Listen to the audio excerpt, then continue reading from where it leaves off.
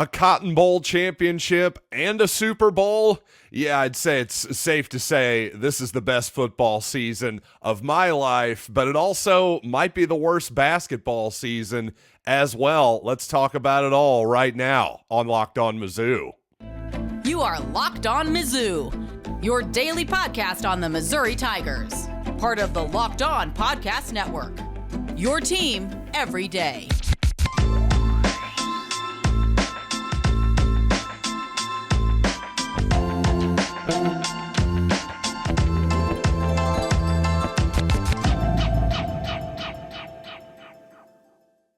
Hey, all you true sons and daughters, I'm John Miller, your Mizzou mafioso and the central scrutinizer of Missouri Tigers football and basketball. And I tell you, I know this is a free show, but if you've been listening to my betting advice this season, you're actually making money. This is a profitable use of your time. So thanks for making this show your first listen every day. And by the way, before we get started here really quickly, I do just want to remind you that these days, every new potential hire can feel like a high-stakes wager for your small business. That's why LinkedIn Jobs helps find the right people for your team faster and for free. Post your job for free at linkedin.com/lockedoncollege. Terms and conditions apply. And I got to say, like I said in the cold opening, best football season of my life. Anytime the Missouri Tigers go 11-2, win the Cotton Bowl, that's going to put any season way up there. But you give me a Super Bowl with the Chiefs on top of that, yes, number 3, just like MJ threw it up back in the day. Just a stunning victory by the Kansas City Chiefs. Once again, you know, I talked a decent bit about being worried about Nick Bolton, of course, the former Missouri middle linebacker, now the middle linebacker of the Kansas City Chiefs. I was worried about him getting exposed a little bit in coverage in this football game because with a plethora of options other than wide receivers to catch the ball, we're talking, of course, Christian McCaffrey, George Kittle at tight end, Kyle Juszczyk, who is a fullback tight end hybrid, I would say, just a bunch of different weapons that you could throw at Nick Bolton there in coverage. But you know what? I thought he hung in there pretty well for the most part. Now, in zone coverage against play action fakes, yeah, there were some times where Brock Purdy had some really nice timed passes that zipped past Nick Bolton, that kind of deal. But I just didn't feel like any of that was really his problem. And mostly I thought Steve Spagnuolo, of course, the Chiefs defensive coordinator, did a great job with Bolton in particular in that game. I thought brought him as a rusher much more often, I think, than you've seen in most of the Chiefs games this season. And that was probably a smart move. And occasionally he would spy Brock Purdy on an occasional passing downs where maybe it looked like that young man might take off and rush too. I think we saw that was a big part of him closing out the NFC Championship game against the Lions. So a smart use of Nick Bolton, I thought, and it made him not have to get into coverage, which is not the strength of his game, is man-to-man coverage against really good receivers. And frankly, it's not the strength of most linebackers. So great, obviously, to see Bolton get his second Super Bowl, played another good game. I felt like another leading tackler for the Super Bowl. Second straight year, he was the Chiefs' leading tackler. So just a cool thing to see, obviously, as a Chiefs fan on a million different levels. And yeah, Patrick Mahomes, I'm going to pat myself on the back just a little bit here, plus 150 to be your Super Bowl MVP. What did I tell you? If the Chiefs are going to win the game, he's going to be the MVP. Well, 3 in a row, 3 MVPs. I'm sorry, that was just good value, people. That's just good betting. What can I tell you? You can look at all of the props you can possibly get over at FanDuel Sportsbook, but to me, each and every year the Chiefs play in the Super Bowl, that's the play right there. Forget about the Chiefs money line. Just play Patrick Mahomes as your Super Bowl MVP the next time the Chiefs are in the Super Bowl, and heck, that could even be next season. Now, of course, after the Super Bowl last night, I stayed up late and took in all of the post-game coverage I possibly could, and of course, just immediately you're getting all the Tom Brady talk. Mahomes versus Brady. Has Mahomes passed Joe Montana? All this kind of stuff. And, my wife was sitting there looking at her phone for the most part, not, kind of half paying attention to it, not paying attention to it. And all of a sudden she just goes, are we just going to talk about Tom Brady versus Patrick Mahomes? That's all we're going to talk about now for the rest of time, basically. Like, I'm already tired of this argument. And I got to be honest, I'm with her 100%. And I'm sure this is going to fall on deaf ears, right? I'm sure ESPN and all the big national debate shows and talk shows this is going to completely fall on deaf ears. But I really don't want to turn the next few years or the rest of Patrick Mahomes' career into a joyless slog to see if he can get 7 Super Bowls or 8 victories to pass Tom Brady ultimately. Because to me, I've become a little bit tired, more than a little bit tired of the Michael Jordan versus LeBron debate, and how, again, a lot of times it just boils down to, well, Jordan has 6. Can LeBron get to 6? And I don't know if that's all we're going to talk about or think about. Everything in between is kind of meaningless. And again, to turn watching Patrick Mahomes or the Chiefs into some sort of slog, I mean, believe me, as somebody who watches this guy every single snap, every single week, to watch Patrick Mahomes is to know true joy as a sports fan. So it's one of those things where if you listen to a lot of psychology, a lot of people talk about staying in the moment, sports psychology, or just basic human emotion, that kind of thing. A lot of it is, hey, don't worry about the past. Don't focus on the past, what you did wrong, living in regret, this, that, or the other. Sure, learn from the past if you can, but dwelling on it, that's not good. You want to live in the moment because that literally is the only place you can live. And I think sometimes we as sports fans don't see what's right in front of us, the joy of what's right in front of us, the games, these moments that are happening right in front of our face, instead of worrying about, well, gee, can Patrick get 4 more championships or 5 more, or whatever the heck the number is. I just don't want this to become the Jordan LeBron debate, which to me has not made the NBA really more fun to follow the last few years. It's actually made it a little bit less fun, in my opinion. And in football, I think when you're talking about quarterbacks and head coaches in particular, if you want to measure true greatness, it's really not all about the championships. To me, it's how many seasons did you as a head coach or you as a quarterback, did you give your team a real shot to win the title? So, for instance, obviously Nick Saban, who recently retired from Alabama, he has, 5, 6 championships? Off the top of my head, I don't even know. Forgive me. That's not really the point. The point is, basically every season Nick Saban was the Alabama coach, maybe with the exception of his first year as the Tide coach. Well, the Tide had a legitimate chance to win the national championship. That's kind of all you need to know about Nick Saban. Now, yes, there was some seasons where obviously they won it easily, maybe pulled 1 or 2 out of their hat and, got beat by Clemson at the last play of the game on 1-2. So my point is, I don't see a huge difference between the season where they kind of barely won or they barely lost. The point is, Saban, every single year, you got that guy as a head coach, you had a chance to win the whole freaking thing. And same thing with quarterbacks too.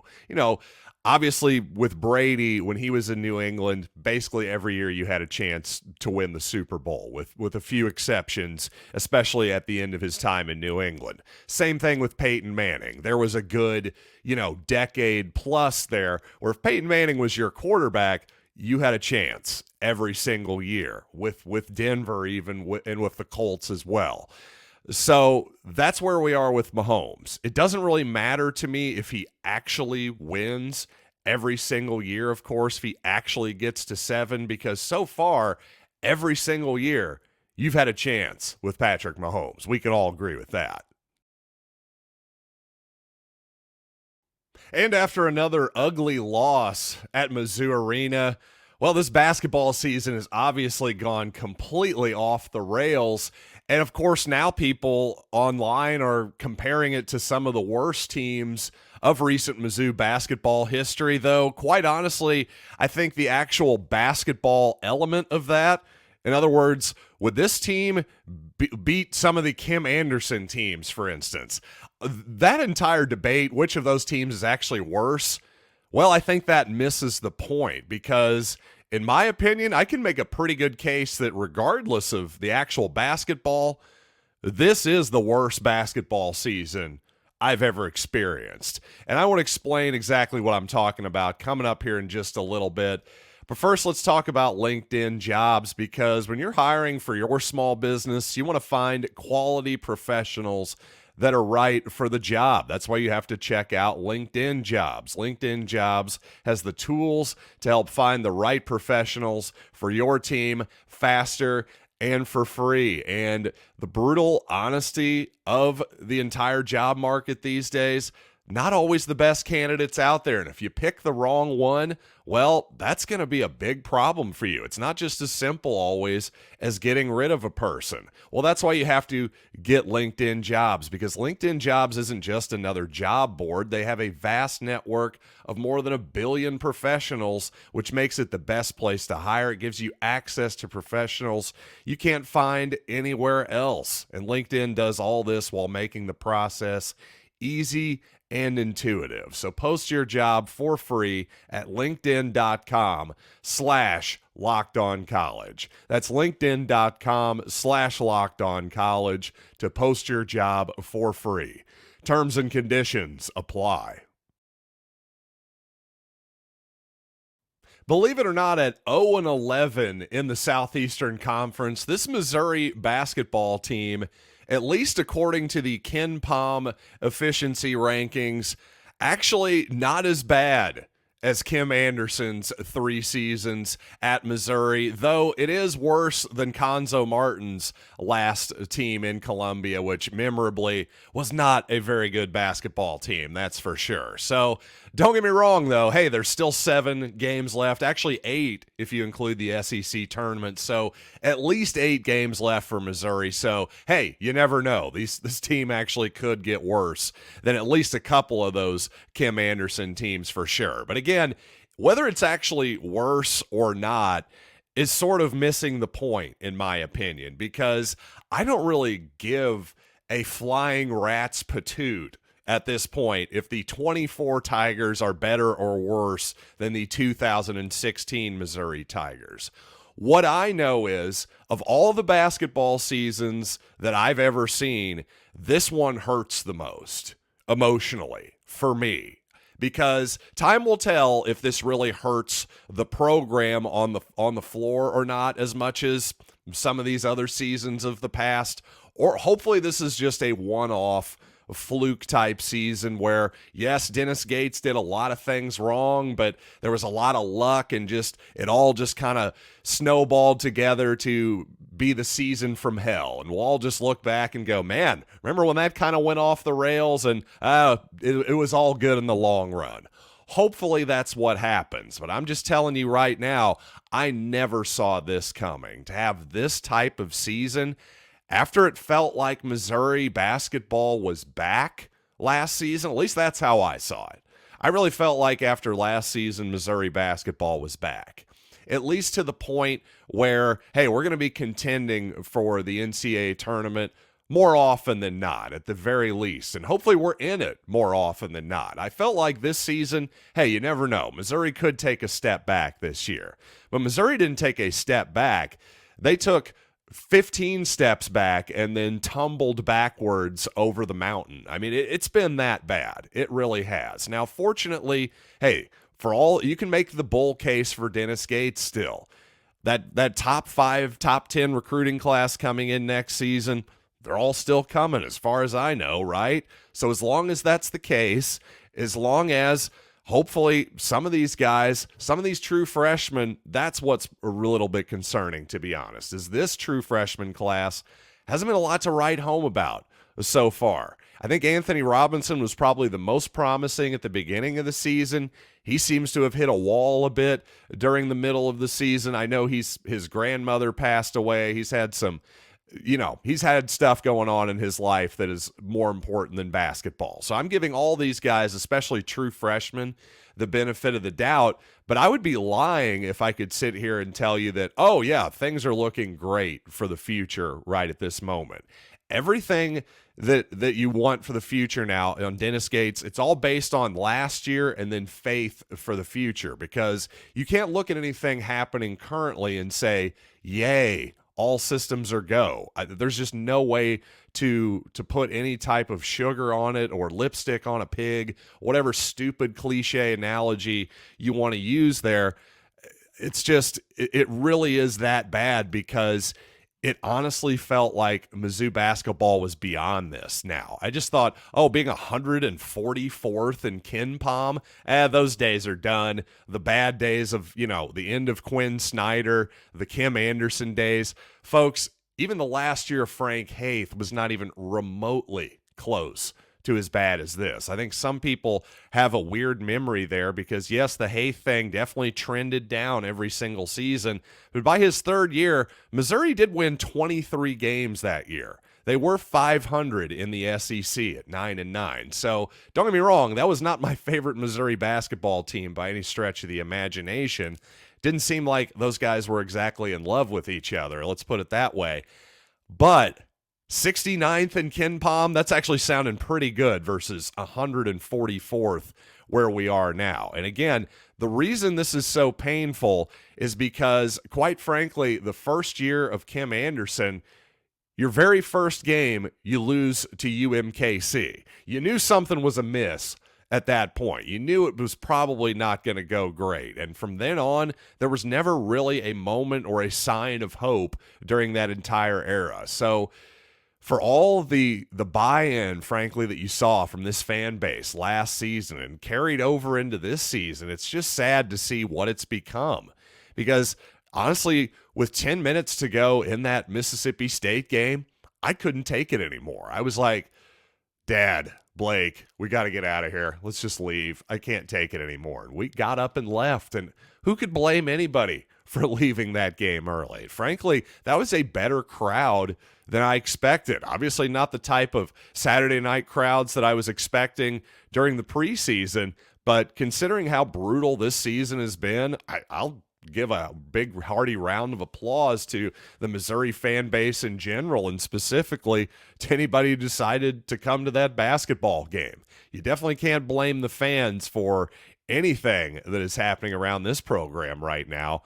If anything, I think Missouri fans should be applauded for their loyalty to this basketball program, considering how quickly the fans came back last year after years, really a decade plus of disappointment and a lot of bad basketball. It's really impressive how many Missouri fans there still are. So let's hope that Dennis Gates can get this thing turned around, because I really believe that this has been the most disappointing basketball season of my life so far.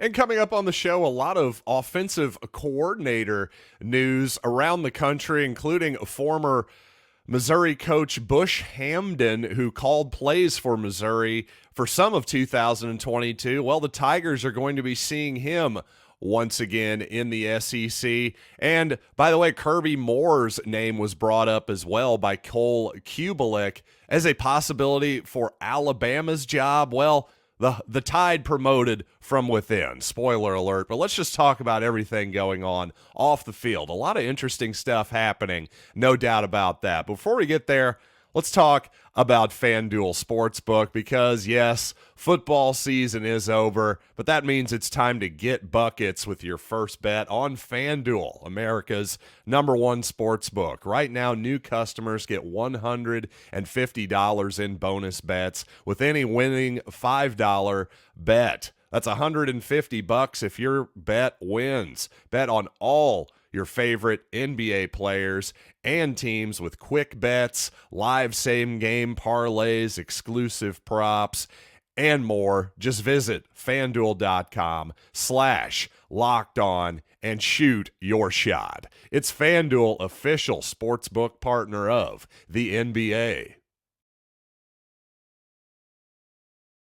So even though for my entire life I've always loved playing sports, watching sports, talking about sports, I never seriously considered coaching as a profession for whatever reason. But when I at least had bandied the thought around in my head, I always assumed, I think I would rather be a professional coach than a college coach.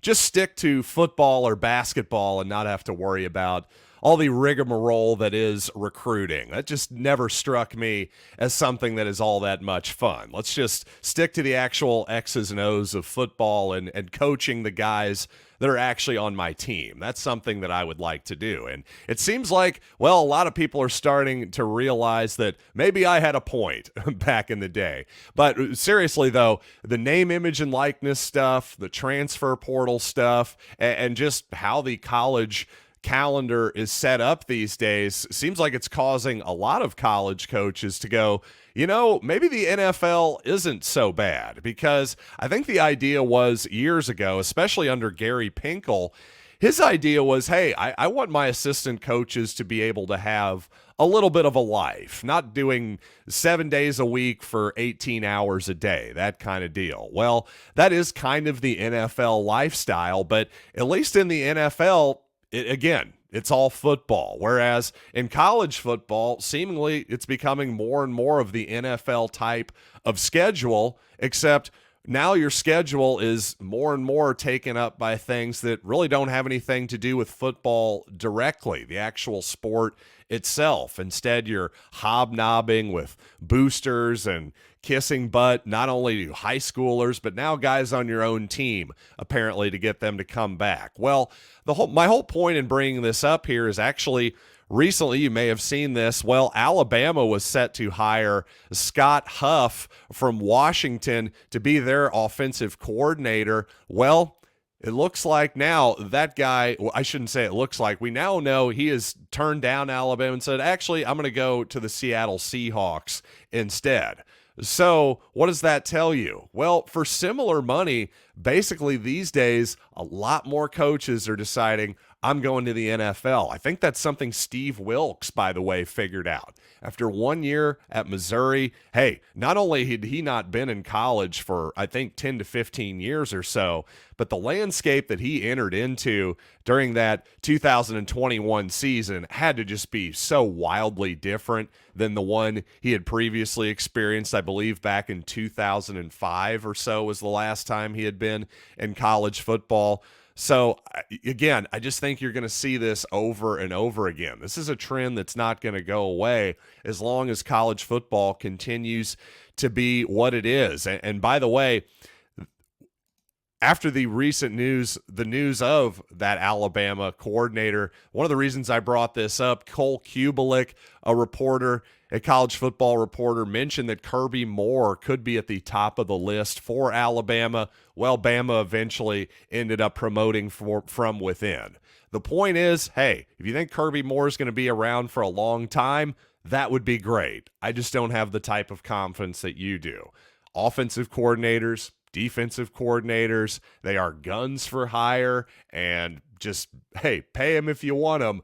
But the thing is, if you expect them to be around for very long, well, I would question that. And by the way, it's not even just going NFL from college to the NFL. There are guys now, you see Chip Kelly in a very interesting move. The head coach of UCLA stepped down from UCLA as their head coach to accept the offensive coordinator position with Ohio State. How about that? Now, Chip Kelly and Ryan Day, the Ohio State head coach, apparently they're close friends, but man, this is a real serious pay cut here for Chip Kelly. I mean, really, going from UCLA's head coach to, he's taking a pay cut of at least half here, maybe even a third. He might be making a third of what he would have made this next coming season, like $6 million. I think he was set to make at UCLA. He's gonna be making 1.5 to 2, I believe, as an offensive coordinator at Ohio State,